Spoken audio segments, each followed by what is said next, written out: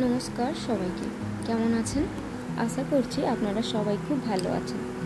আজ শুক্রবার আর এখন বাজে গিয়ে সকাল 9:30। আপনারা তো অনেকেই জানেনই, বেশ অনেক দিন ধরেই আমাদের বাড়িতে চলছিল প্লাস্টারের কাজ। তাই আজ যেহেতু প্লাস্টারের শেষ দিন, ওই জন্য আজকে ওনাদের সবাইকে খেতে বলা হয়েছে এখানে। প্লাস্টার যিনি করছিলেন তিনি আমাদের বাড়ির খুবই পরিচিত একজন মানুষ, তাই জন্য ওনাদের বাড়ির সবাইকেই ডাকা হয়েছে। তো যাই হোক, এখন মা, আমি আর বাড়ির পাশের একজন দিদির মেয়ে, মানে যিনি প্লাস্টার করছিলেন ওনার স্ত্রী, আমরা তিনজনে মিলেই বসে পড়েছি দুপুরের জন্য রান্না করতে। আজ দুপুরে রান্না হবে আলু ভাজা, চচ্চড়ি, মাংস আর আমের চাটনি, ব্যাস এইটুকুই। তো যাই হোক, মাংস করার জন্য আমরা তো সব কিছুই কেটে নিয়েছি আগে, তাই আমি এখন এগুলোকে একটুখানি পেস্ট করে নেব। প্রথমে আদা রসুনটাকে একসাথে দিয়ে পেস্ট করে নিয়েছি, তারপর পেঁয়াজটাকেও একটুখানি পেস্ট করে নিচ্ছি। আদা রসুন আর পেঁয়াজ, সাথে টমেটোও আমি পেস্ট করেছি, তবে ওটা আমি দেখাতে পারিনি। ওগুলো করার পর আমি এখন চলে এসেছি মাংসটাতে নুন হলুদ মাখাতে। মাংসটাতে প্রথমে আমি 1.5টা মতো লেবুর রস চিপড়ে দিলাম, তারপর দিয়ে দিচ্ছি পরিমাণ মতো নুন, হলুদ আর কিছুটা সরিষার তেল। সরিষার তেলটা আমি দেখাতে পারিনি, কারণ ভিডিও ক্লিপটি আমার নেওয়া হয়নি, তাই জন্য আমি মুখেই বলে দিলাম। এবার মাংসটাকে ভালোভাবে মাখিয়ে নিয়ে ঢাকনা দিয়ে দেবো।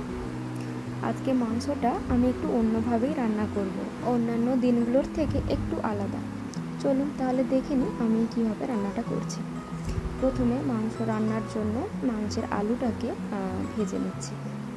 ব্যাস, এটা ভাজা হয়ে গেলে আমি ঝুরি ঝুরি আলু ভাজাটা করে নেব। এই ঝুরি ঝুরি আলু ভাজাটা না আমাদের বাড়িতে সবাই ভীষণভাবেই খেতে পছন্দ করেন, তাই আমি আলু ভাজা যখনই দুপুরে করি তখন এইভাবেই করে থাকি। এই ঝুরি ঝুরি আলু ভাজার ভিডিওটা আমি আলাদা করে কিন্তু আপনাদের সাথে শেয়ারও করেছিলাম। কথা বলতে বলতে আমার আলু ভাজাটা কিন্তু একবার অলরেডি ভাজা হয়ে গেছে। এটা ছাড়াও আরও দুবার আমাকে ভাজতে হবে। এই যে দেখুন কি সুন্দর দেখাচ্ছে।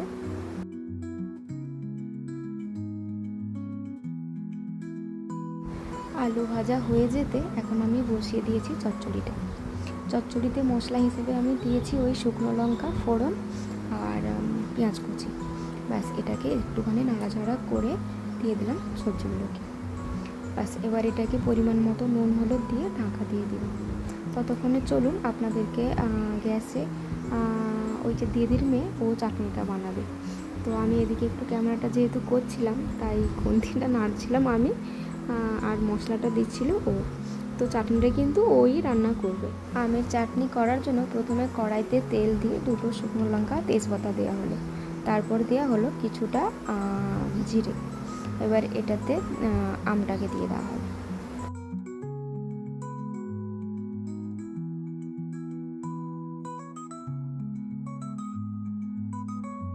ব্যাস, এদিকে ও আমের চাটনিটা করতে থাকুক, ততক্ষণে চলুন আমি যে কড়াইতে চচ্চড়িটা বসিয়েছিলাম ওটা কতটা হয়ে গেল দেখে নিই। চচ্চড়িতে আলুটা অনেকটাই ছেড়ে এসেছে। এবার এতে দিয়ে দেবো কেটে রাখা পুঁই শাক।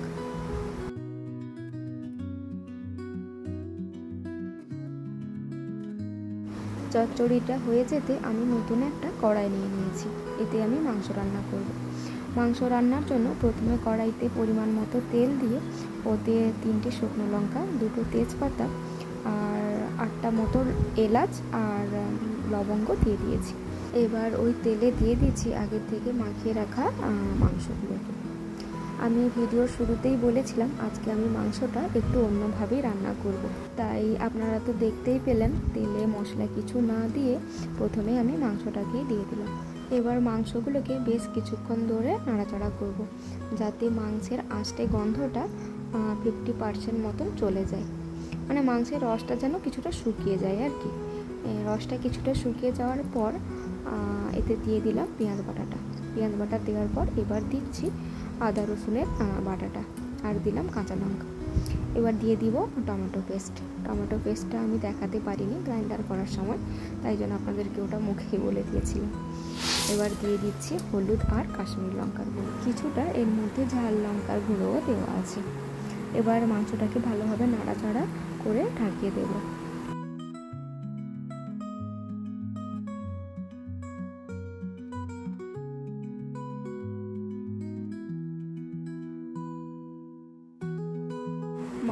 রস কিছুটা শুকিয়ে আসতে এবারেতে দিয়ে দিলাম ভেজে রাখা আলুগুলো দিয়ে মাংসটাকে আরও কিছুটা নাড়াচাড়া করে ঢাকা দিয়ে দেবো।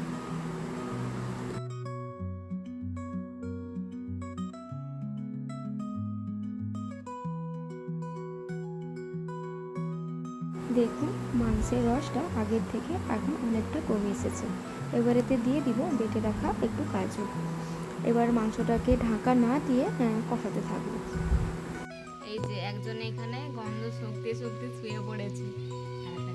ওই ওই ওই শোন শোন শোন তুই শোন, নাকে গন্ধ একদম ঢুকে যাচ্ছে তাদের। হ্যাঁ আর একটা পিছনে না, ওই তুই পিছনে ঢুকে গেছিস কেন রে?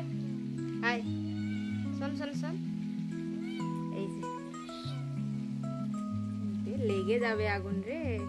মাংসটা কষানো এবার প্রায় হয়ে এসেছে। এবারেতে দিয়ে দেবো পরিমাণ মতো জল।